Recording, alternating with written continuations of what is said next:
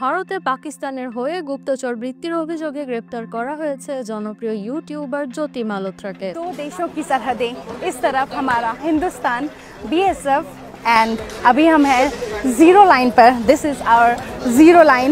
एक तरफ हिंदुस्तान और दूसरी तरफ पाकिस्तान।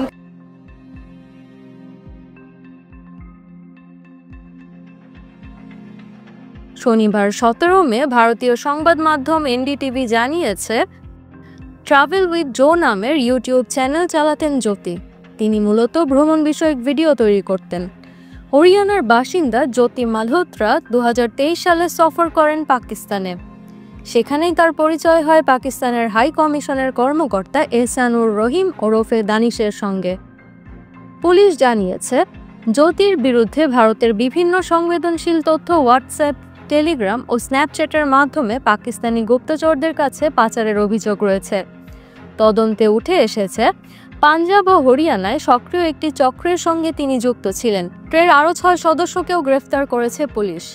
ভারত সরকার ইতোমধ্যে দানিশকে অবাঞ্ছিত ব্যক্তি ঘোষণা করেছে। একাধিক সূত্র বলছে, জ্যোতির সঙ্গে এক পাকিস্তানি গুপ্তচরের ঘনিষ্ঠ সম্পর্ক তৈরি হয়েছিল। এমনকি ইন্দোনেশিয়া ও বালিতে ঘুরতে গিয়েও সেই গুপ্তচরের উপস্থিতি ছিল।